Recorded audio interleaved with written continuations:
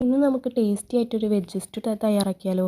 അതിനായി 2 ഉരുളൻകിഴങ്ങ്, ഒരു ചെറിയ ക്യാരറ്റ്, 2 പച്ചമുളക് നെടുകെ കീറിയത്, 1.5 കപ്പ് വെള്ളം, 1/2 ടീസ്പൂൺ ഉപ്പ് എന്നിവ ചേർത്ത് ഒരു വിസിൽ വരുന്നവരെ വെയിറ്റ് ചെയ്യാം.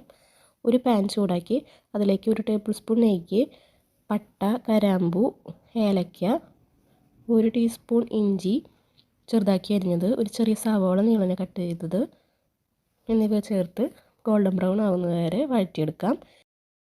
അതിലേക്ക് 2-ാം പാലിൽ 5 അണ്ടിപ്പരിപ്പ് അരച്ച് ചേർത്തത് നമുക്കതിലേക്ക് ചേർത്ത് കൊടുക്കാം. അത് കട്ടി കിട്ടാൻ വേണ്ടിയിട്ടാണ് കേട്ടോ.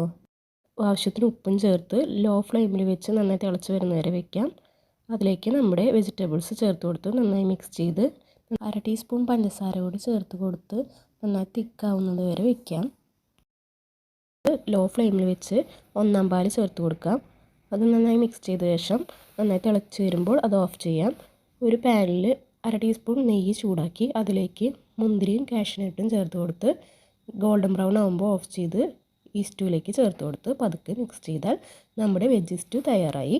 നമ്മുടെ ചാനൽ ആദ്യമായി കാണുന്നവർ സബ്സ്ക്രൈബ് ചെയ്യണേ. ഷെയർ ചെയ്യാനും ലൈക്ക് ചെയ്യാനും മറക്കരുതേ. നോട്ടിഫിക്കേഷൻ കിട്ടാത്തവർ ബെൽ ബട്ടൺ ഓൾ ഓപ്ഷൻ കൊടുക്കാനായിട്ട് മറക്കരുത് കേട്ടോ.